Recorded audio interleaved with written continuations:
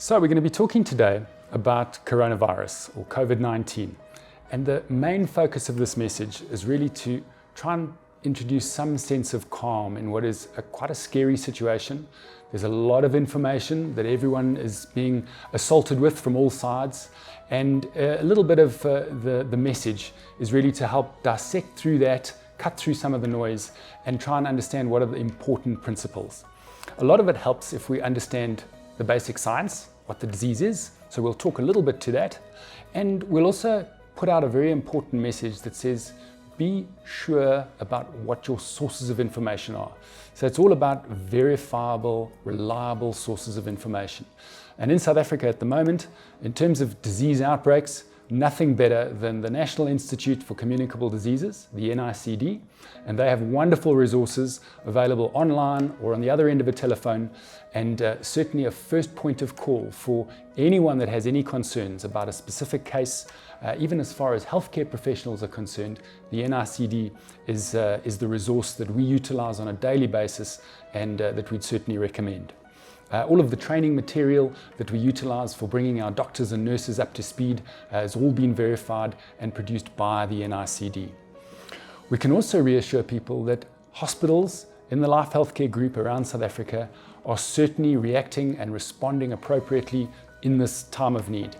At the moment, it talks about being prepared, being ready, making sure personnel are available, appropriate resources are in place from a training perspective, screening in terms of patients coming into the facilities, and certainly across the Life Healthcare hospitals and across the hospitals of our colleagues in the private sector and in the state facilities, there's been a significant improvement or enhancement of capability, and I think we can confidently say that the healthcare facilities are certainly building and gearing up towards being able to manage these cases as the numbers increase.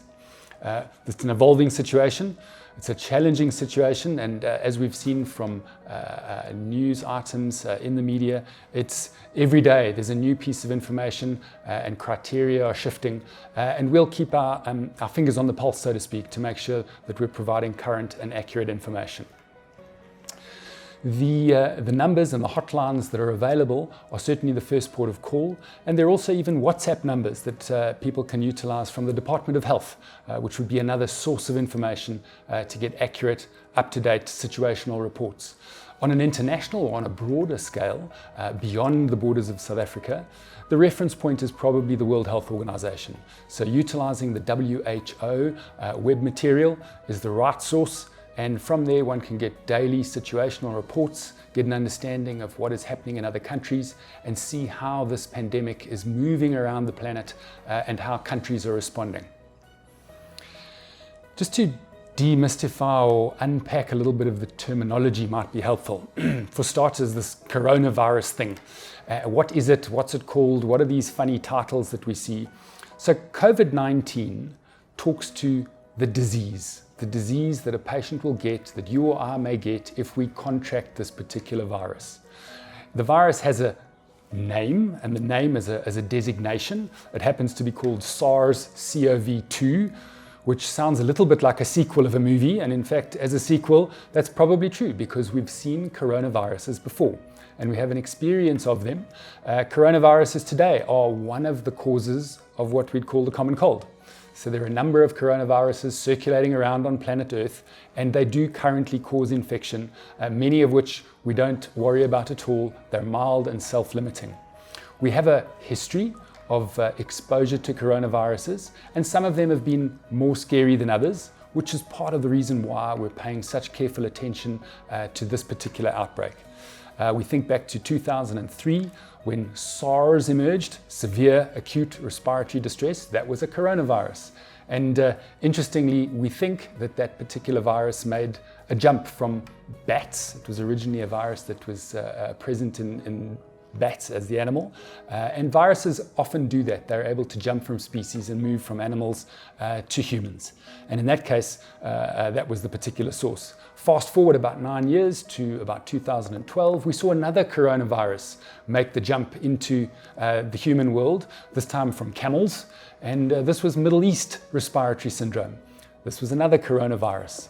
So as we can see from that sort of brief history, coronaviruses have been around for some time, and we have some experience in understanding how they behave and what the disease is caused by. If we think about the impact of coronavirus, of any coronavirus, on us as people or potentially as patients, what do we need to bear in mind? So for starters, we've already identified that this particular coronavirus produces mostly quite a mild infection. Some people might not even notice, some people might not even think to consult a healthcare professional, and this may be why we haven't yet fully appreciated the number of people out in the world that actually have been exposed to this particular coronavirus. More than 80% of the cases that we've seen so far that have been documented from the epicenter, the start in China, and through the other countries, the significant outbreak in Italy and beyond, more than 80% have been extremely mild, self-limiting condition that people have been able to either manage themselves as you would any other common cold, and certainly manage outside of the hospital environment. It's only within the other 20% that we have patients that might be requiring of medical care, medical attention, that might actually require a hospital admission for specific care in a hospital, and then an even smaller percentage thereof of people that will suffer from severe complications. Is it possible to die from coronavirus, just to attack the really scary component? Yes, it is possible, in the same way that it's possible to die today, and people do, from other viral infections like influenza. So we see today and yesterday, and we'll see again tomorrow, people dying from influenza. Not really different to the scenario of people dying from a coronavirus infection. It's important for us to try and keep that in context. Which type of patients might do worse or might suffer from these complications? It would seem, from what we've seen from the early data on this coronavirus, that older patients don't do as well. So by contrast, younger patients seem to be doing extremely well. We're not seeing as many cases in kids. And that, just from a personal point of view, as a dad, you tend to feel as a parent that that's hopefully good news. So we're seeing a significant more complication rate in older patients. Some of the data suggested males, some of the data suggested other lifestyle behaviors. But certainly what we can say is, if you're a little bit older, and if you've got underlying diseases that may already compromise your health. We think of other autoimmune conditions, we think of diabetic patients, many other examples where patients are already under some degree of medical attack, and that puts them in a slightly weaker position to handle this coronavirus or any other viral infection for that matter. The other key message, I think, around what makes coronavirus scary is we can't treat it yet. We don't have a cure.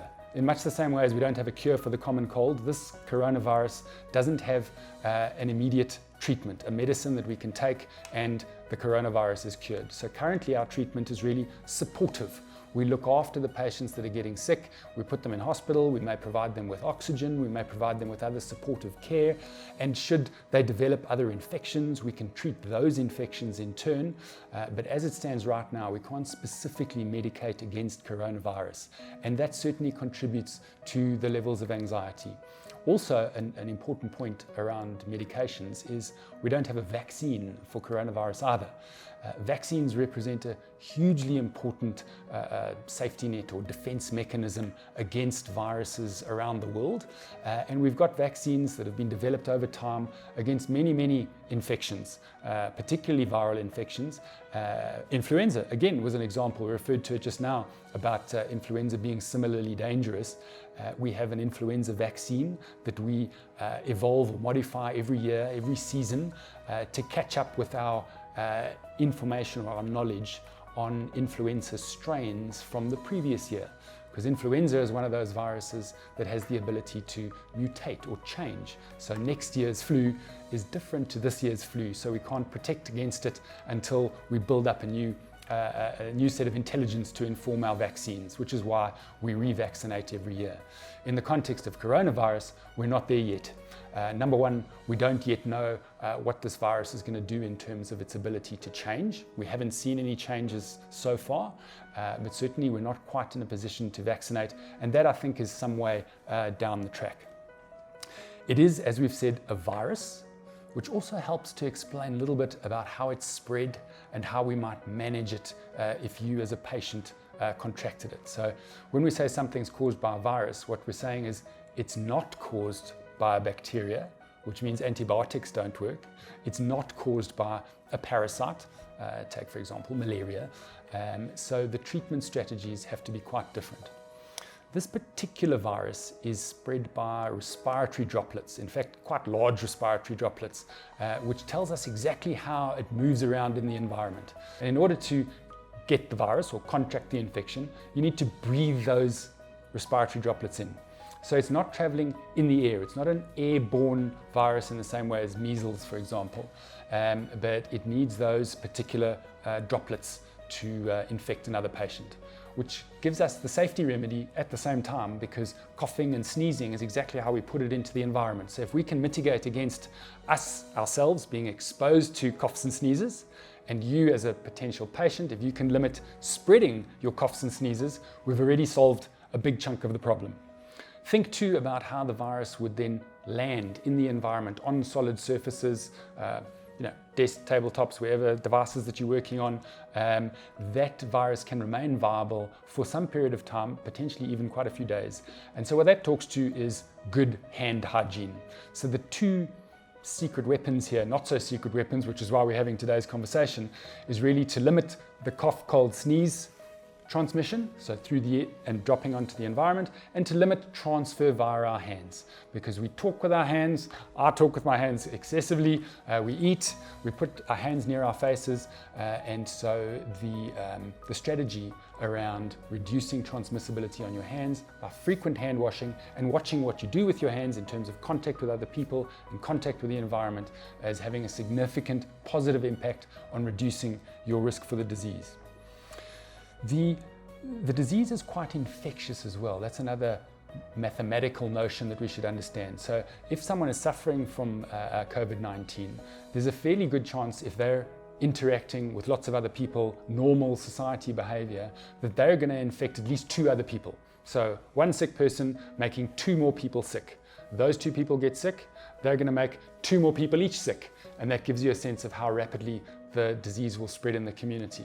That brings us to our next safety net or public health strategies. So if we can limit engagement with people, if we can reduce the number of people that are in the same space, the same classroom, the same workspace, we are reducing the ability of the virus to go from person A to person B and C.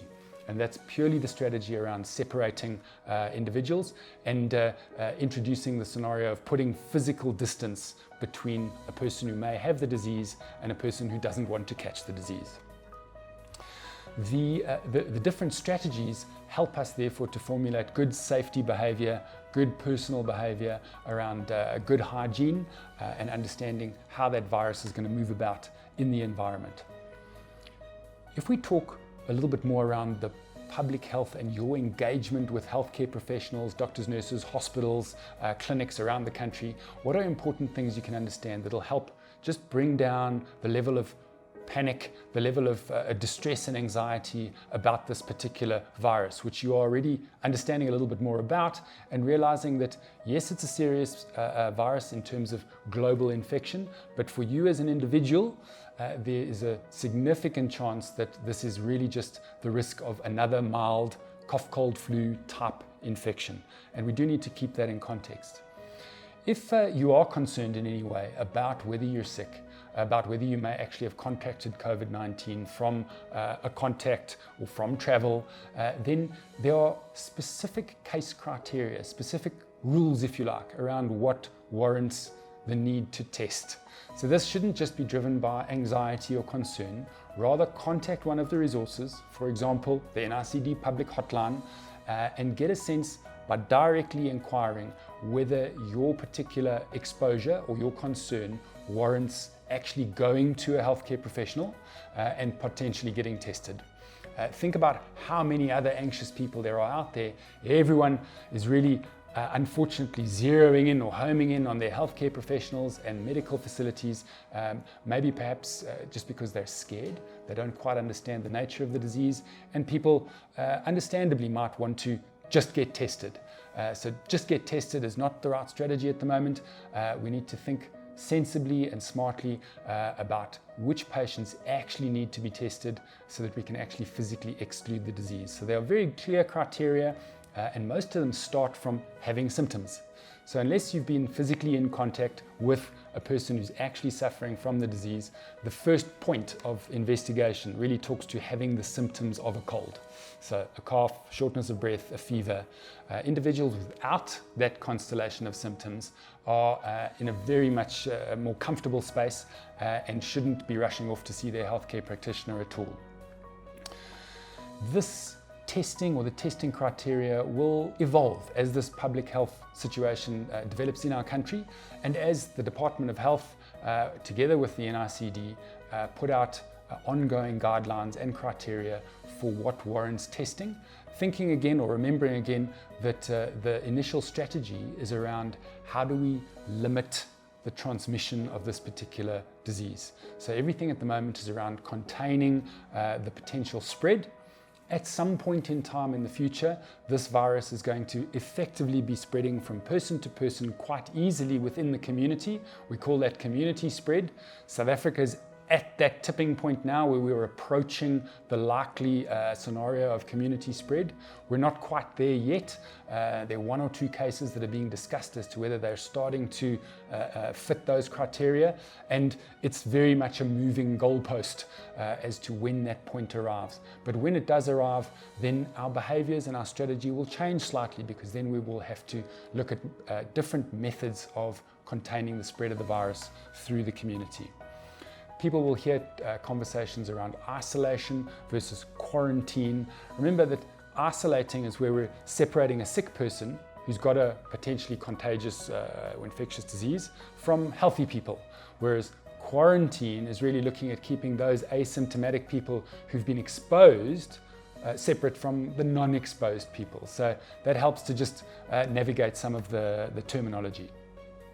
So the message we're going to conclude with at the moment is very much one of calm, one of sourcing information appropriately from reliable sources, and the NICD remains our go-to resource in South Africa, and one of sensible personal behavior in terms of separating yourself from people that can potentially make you sick. We're adjusting the way we behave, we're adjusting the way we go to work, we're adjusting the way we interact with our communities at large, and your personal behavior around frequent, effective hand washing, covering cough or sneeze is having a massive impact on reducing the virus spreading through our environment, and that should certainly go a long way to keeping everyone safe and making sure that we're going to pull through this particular phase of the epidemic with access to good, solid information.